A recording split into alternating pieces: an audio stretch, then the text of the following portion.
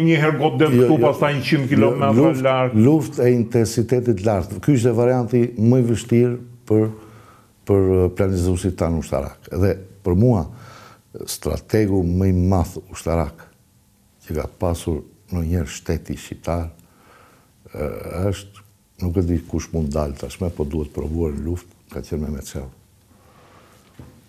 Ai është vepër ekskluzive e Mehmet Shehut gjithçka që arriti, ndërtoi, organizoi dhe u pajis ushtria shqiptare, është vepër ekskluzive e tij. Dhe po ju them dhe një fakt. Asnjë armë e rëndë e jona që kemi pas në atë kohë nuk është blerë tanë. Jo, e di, kanë dalë faktet që janë marrë. Asnjë armë, as i municioni i rëndë i kësaj arme nuk është blerë nga shteti shqiptar, është dhuruar nga rusët dhe nga kinezët. Kinezët në fakt i dhanë trafishin. Kinezët dhanë trafishin. Sa tanke kemi pasur? Atëherë, tanke T-59 kinezë, kopja e T-54-s, e modifikuan pak kinezët, po gjithsesi ajo është lufton akoma, ka tanke që luftojnë të tillë. Po, i kam pa. 760. Nuk e di, disa shok të një oficer...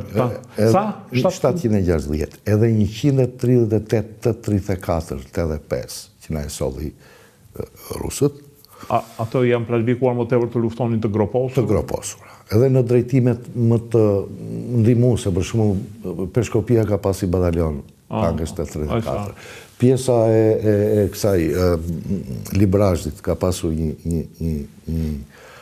batalion tankës. Do më thënë diku të rreth 1000 tanket? Rreth 1000 tanke dhe rreth 200 transportues të blinduar.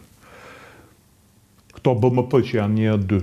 Jo, të variantit MTLB-ja, BTR-50 dhe A531 që janë të prodhimit kinez. Por, kinezët që bënë? Kinezët kopjuan modelin amerikan të M113-ës, të transportuesit të blinduar, morën dhe këtë modelin BTR-50 rus dhe i nëzorën një të veti. Kjo është shumë i mirë, është sot, është shumë i mirë, është lundrus. Transportuesi blinduar lundrus. Amerikanët nuk e kanë, as Bradley lundrus, as këtë M113. Beni, thuhet që, do më thënë, armatimi i modelit sovjetik nuk u treguan në lartësinë e duhur. Tani këtu jemi edhe në fushën e propagandës. Ti si specialist, si e shikon? Unë mendoj kështu. Ukraina... Se si e tha, i plumbi i ha të gjitha. Ukraina ka marrë rreth 360 sisteme, pra, kur them sistem, një grup zjarri. Rreth 360 sisteme të artillerisë perëndimore 155 mm. Ndërkohë...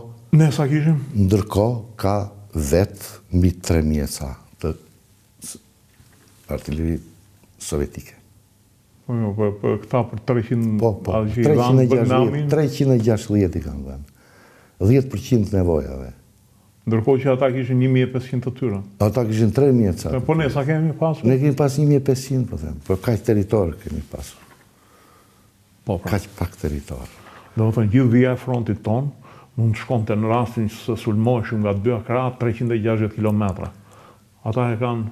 Po, mos harroni luginat. Po, pra, janë vetëm lugina, malet nuk e që bënë. Aq më tepër që ne, traditat tona ishin luftë malore. E kemi pasur dhe këmbëleta faqe bardhë, po zakonisht e... Këmbëleta kur s'kishim as shtet, as organizim, kur kishim organizim fisnar. Dhe atëherë kemi bërë luftë, edhe kundër serbit dhe kundër këtyre tjerëve. Por me ato vasi e përmënda aleat e NATO-s, të përnesa. Mirë, se me që e përmënde NATO, po e shikojmë gjithë, po e shofim evropianët dhe nësë parë. Ne do të këshim parë shumë vite në parë, po ikën. Beni, atëhere, pas ka pasur, po tankët ku do përdorish, në përmalja, apo do përdorish në ultrasin përndimore? Atëhere, unë po ju them vendosjen e brigadeve të tankëve, Shkodra. Për fushën e në Shkodrës? Laçi, Zallherri, Sauku, Vora. 5 brigada deri tash. Deri tash. Elbasani, 6, Berati, 7, Lushnja, 8, Fieri, 9, Gjirokastra. 10. Vlorë, Përveç, se kishit lënë asnjë tank? jo, ku do shkojnë Vlorë? Në Fier do, ku do shkojnë Vlorë? Ku do zbarkojnë Vlorë, që ku do shkojnë? Mbyllet në nartë mbyllet, s'është drejtim strategjik, mund t'jetë drejtim operativ vetëm për të kapë Vlorë. Ama më ka thënë edhe diçka një oficer tankist. Përveç disa batalioneve autonome që ka pas Tropoja, Peshkopia, Kuksi, batalione autonome tankës. Ama ka thënë edhe diçka shumë kurioze një shef armatimi, është vështirë të përdoret tanku në ulësirën tonë përdimore, sepse janë tanket rëndë dhe fundosen. Nuk, do më thënë, mund të zbarkohen vetëm tanku i tyre. I tyre, pra, i tyre. Tanku i tyre ndërsa tanku jonë, jo, të mesëm kanë qenë ato, 36 tonë vinin, këta përdimorët janë 50 plus, për qënë si ka. Tanku i tyre, sepse tanku jonë e kishe të përgatitur pikën e kalimit të tankut, kanalet e mëdhenj vaditës, Kullus, tanët, fushën e Myzeqes, fushën e Laçit këtë. Në drejtimin për në Bregdet, e kishin 50 gradë, dhe të dilshin andej e kishin 30 gradë, më pak se 30 gradë, të betonuar, të betonarmuar. Dhe ata e dinin se ku ishin pikat e kalimit të tankeve. Dhe sa kundërshtarët, tanket kundërshtarë, kur të vini dhe në qofë se do të gjenin këtë, nuk e kalonin do të se ishte 60 gradë, nuk e njistin do të. Do ngelin atë.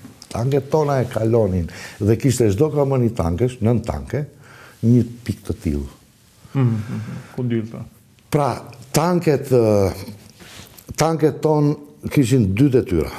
Detyra e parë ishte shkatrimi, azisimi i desantit ajror.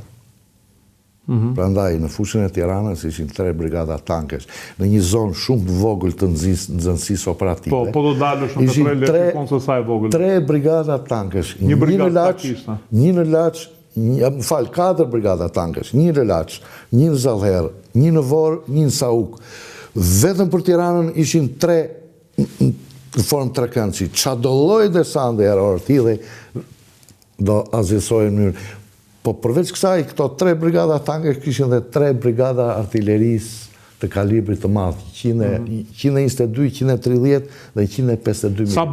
Sa breza mbrojtje kishte nga vija e kufirit dhe për të arritur në Tiranë? Ato quhen rajone mbrojtje.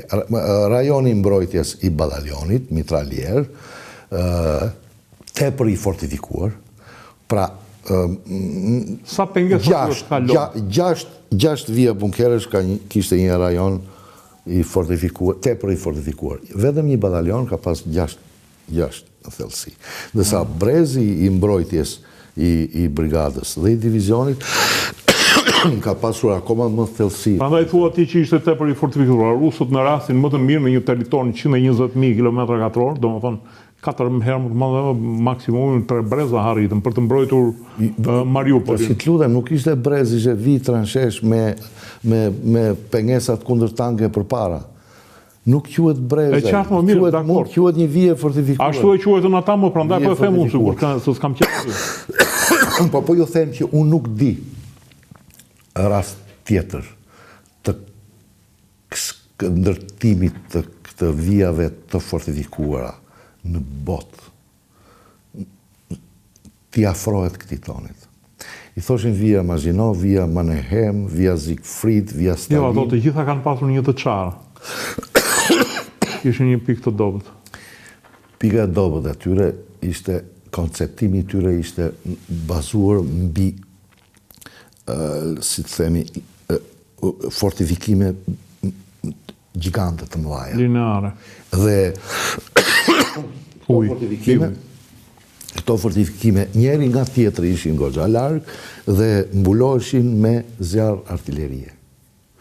Po rezultoi që pika më e fortifikuar e luftës dytë botërore ka qenë një pikë e fortifikuar belge që quhej Ben Emael. Ajo mbante brenda një regjiment 1500 veta, kishte disa 10 mitraloz, disa 18 topa gryka zjarri dhe 1500 ushtarë që shërbenin ndaj këtyre 10 mitralozë, le të themi 50 mitralozë. Ishte disa katër në tokë me ushqime. E pa jo pushtua vetëm nga 60 parashutistë. Sepse ata nuk parashikonin të nxirrnin ushtarin belg nga fortifikimi dhe të jepte kundër sulme nga ndërsa kurse ju na kishte llogaritur mish për top, po ndërsa këtu përveç zjarrit ishte prandaj quhej mbrojtje pozicionale aktive. Përveç zjarrit ishte edhe kundër sulmi. Fillonte me kundër sulmin dhe mbaronte me kundër. Beno, kam idenë që edhe lufta e droneve këtu te neve nuk ashtu, se me sa male që kemi kur dua të shkoj nga një herë filmoj me dronë, ka satelit. Prisë lidhje. Më kam frisë edhe kjo lufta moderne nuk pi ujë këtu te neve. Shikoni djali kameramani kur shkon vende i zë, vende si zë vala e dronit.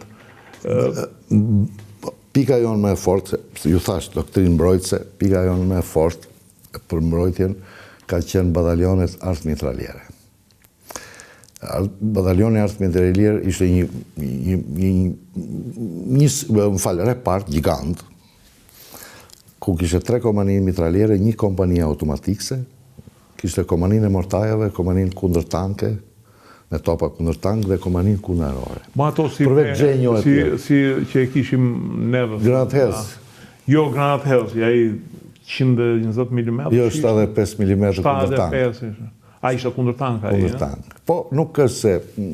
Që ishte si me gryk të zjaruar? Top pas mbrapsi 75 mm. Kopje kineze e një topi amerikan. Nuk ishte efektiva? Kundër tankeve modern, nuk ishte efektiv kundër tankut. Ka qenë efektiv kundër transportuesve blinduar dhe kundër këtyre pikave të fortifikuara, fushore.